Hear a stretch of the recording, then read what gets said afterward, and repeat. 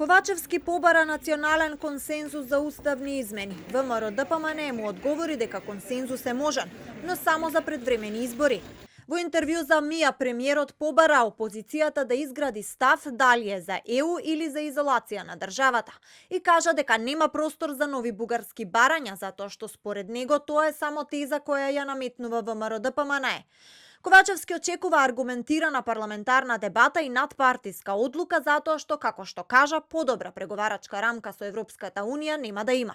Тезата која ја надминува опозицијата е манипулативна и има двојна цел. Од една страна да ги доведе во заблуда граѓаните да си поигрува со нивните емоции, од друга страна да создава алиби за својата неодговорност затоа што немаат аргументи како да ги бранат своите обиди за блокади. Особено сега, кога целата содржина на предложените уставни измени е објавена и достапна, никој нема ниту една забелешка, ниту има нешто против. Прилично јасни се работите, нови усугласувања за нас не може да има.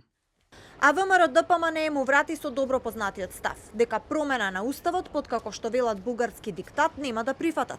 Порачаа дека Ковачевски не одговорил зошто бил одбиен предлогот на ВМРО ДПМН за консензус пред владата да ја прифати преговарачката рамка со ЕУ. Му испратија порака и на шефот на дипломатијата. Во кој кластер за ЕУ е доведувањето на Македонија во подредена положба и намерно загрозување на нејзините интеграции, во кој кластер е предавството и одговорноста која што ќе следи. Бујар Османи, земи креда и со големи букви напиши: уставни измени под бугарски диктат нема да има. Бујар Османи да си ја реализира оставката, што сепак нема да го спаси од одговорност. Само избори се спасот. И МНР реагираше. Велат дека ВМРО ДПМН пропагира лаги за преговорите со Европската Унија. На граѓаните им стана јасно дека ниту договорот со Бугарија, ниту прегледите од член 12 нема да бидат пречка за напредок во европските интеграции. Затоа што тие ниту се дел од поглавијата, ниту во одредниците содржани во акциските планови, ниту пак било каде во специјалниот дел од преговарачката рамка, за кој ќе бидат изготвени извештаи и по кој ќе се гласа.